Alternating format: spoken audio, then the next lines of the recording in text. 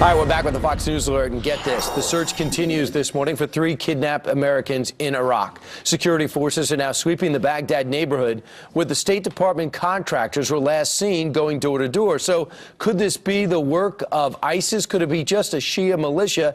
What's worse? What's better? Lieutenant Colonel Scott Mann is here. He's a retired Green Beret and author of this book, Game Changers, and knows the area. One of the places he fought was Afghanistan and Iraq.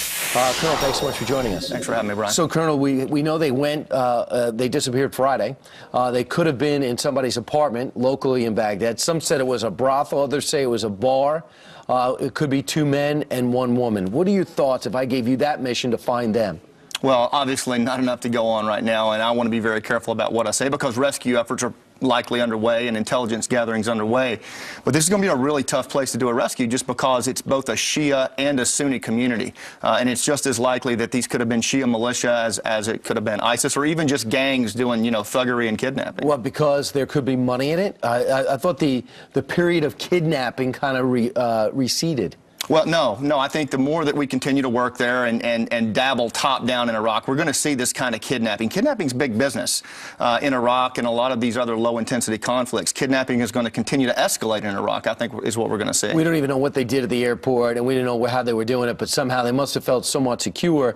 If you wanted to, example, pressure with the contacts on ISIS as opposed to Shia, the Shia militias that have helped recapture Ramadi, we understand, where do you go? Well, I think one of the things that we're going to have to do is we're going to have to change the strategy that we're doing in Iraq. This whole top-down piece where we're working exclusively with the Shias, what we're doing is marginalizing the Sunnis right now. And 15 years into this war, Brian, that's not what we can afford to be doing. There's a better way to fight it, which should be working with the Sunnis and the Shias in a bottom-up kind of way. Because if you work with the government, you're working with the Shia because they have yet to fold back in the Sunnis, which they promised to do when they had the transition of power. Yeah, absolutely. And that's what ISIS and Al-Qaeda and these other guys do. They go into these places and they exploit marginalized communities like the Sunnis.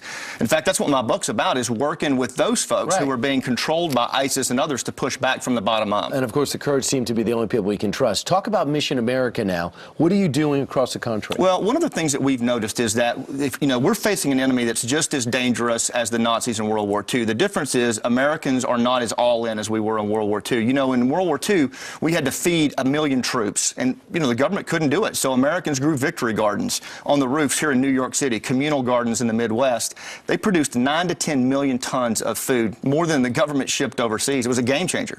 And it shows what an informed and mobilized citizenry can do. So we're traveling around the country. I'm talking to folks about what we're up against with ISIS and how Americans can mobilize to be all in this fight, because we're going to have to be in 2016, Brian. To find out more, it's called Mission America. Yep. It is a nonprofit, and we can find out more by going there right now. Yeah, the victorygardentour.com. All right, victorygardentour.com. Yep. All right, thank you very much, Colonel. Thanks a lot, Brian. Great to see you. Appreciate your insight.